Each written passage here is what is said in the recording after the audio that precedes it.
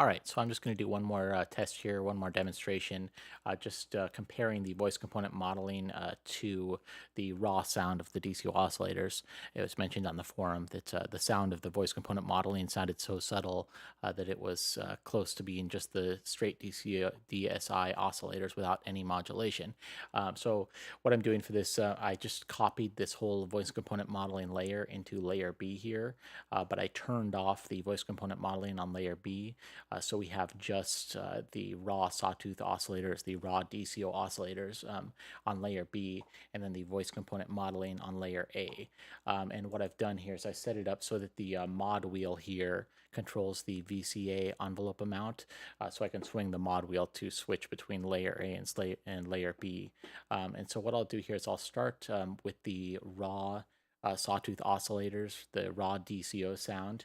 And what I'm going to do is I'll play a chord here, and then I'll sustain it, and then I'll just use the mod wheel to switch between the sound of the raw DCO oscillators and the sound of the voice component modeling with its phasing and detuning going on, just so you can hear the difference between what the raw sound of the oscillators is versus using this sort of voice component modeling method.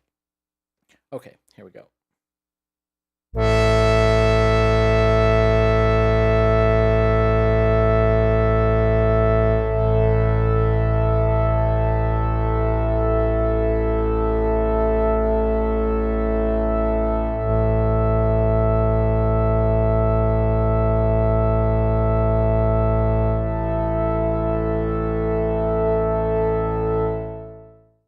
All right, so as you can hear there, there's a pretty significant difference between the two. When I have it just on the raw oscillators, it's very static sounding. Every note that I'm hitting, the oscillators are perfectly in tune. So it just creates a much more harsh and static type of sound. And as soon as I swing in the voice component modeling layer, you have all of this natural phasing and detuning going on based on the voice component modeling lookup table and the intonation offsets that are voice by voice. I'll do one more demonstration here with just, I'm going to pull the cutoff all the way up just so you can really hear the oscillators without the filter. And again, I'll start with the just raw DCO oscillators, and then I'll swing in the voice component modeling so you can hear an A/B test.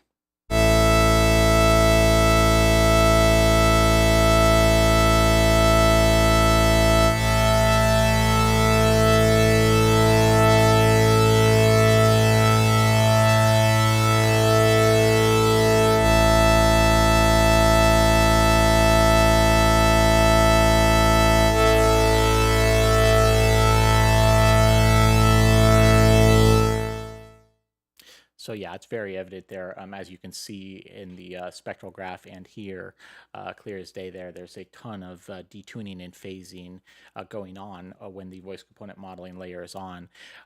There's actually over 20 cents of total detuning range going on with the voice component modeling, so it's actually a very significant amount, but it's done in a tasteful way or in a designed detuning fashion with this voice component modeling lookup table. So it doesn't sound crazy out of tune with extreme values like you might get out of using a slop control or an LFO control to get the same sort of behavior. And this whole voice component modeling lookup table is based on when I set out to test all these old synthesizers. I went out and tested the OBX and OBXA, the SEM 4-voice, Jupiters, Memory Moogs, CS80, and a bunch of other classic synths. And what I did is I recorded and measured these tables for all of them and for all their oscillators, trying to get an understanding of how, on a voice-by-voice basis, their tuning varies voice by voice and over multiple octaves as well. And so I built all these tables. I have dozens of these tables for all these synths, and that's what this voice component modeling is based on, at least the oscillator tuning portion of it. And that's why I think it sounds pretty good. It's because it's based on an actual physical model that I recorded of a OBXA. So again, here I'll just play out one more example here at the end, just so you can hear again. I'll start with the voice component modeling on this time, and then I'll swing in the more static sounding raw oscillators. All right.